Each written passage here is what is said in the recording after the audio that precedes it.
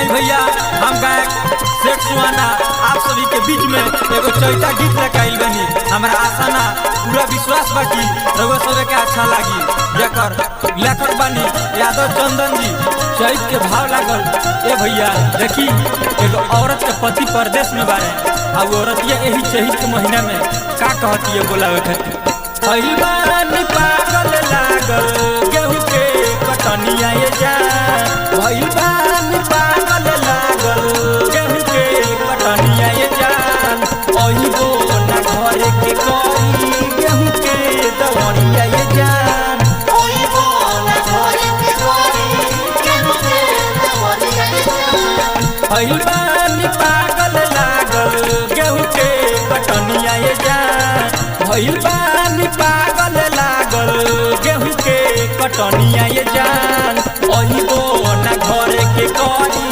गेहूं के देवरिया ये जान ओहिबो ना घरे के कोई गेहूं के दवनिया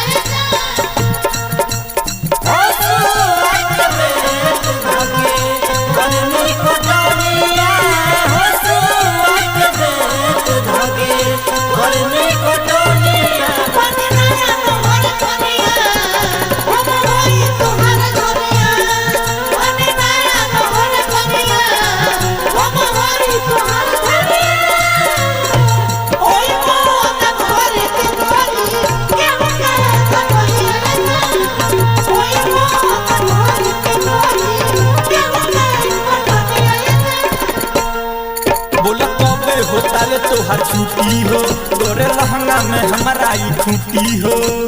ए राजा बुझल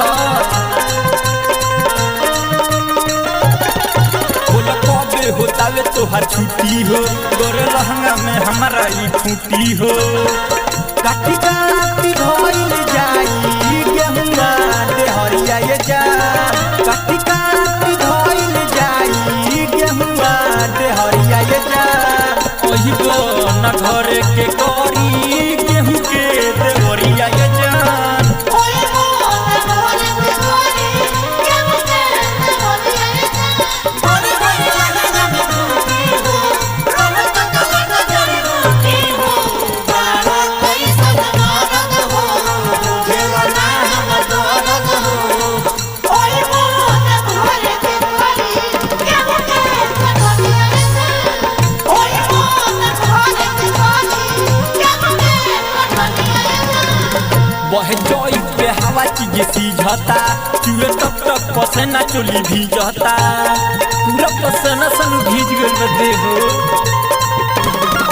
बहे जोई के हवा चीज सीझता चूहे टप टप पसेना चोली भीजता सेठ सुहाना लागे भैया तोर देसिया ये जान दीन खुद दर्दी लागे भैया तोर देसिया ये जान ओहिबो ना घरे के कोरी गेहूं के देवरिया ये जान ओहिबो ना घरे के कोरी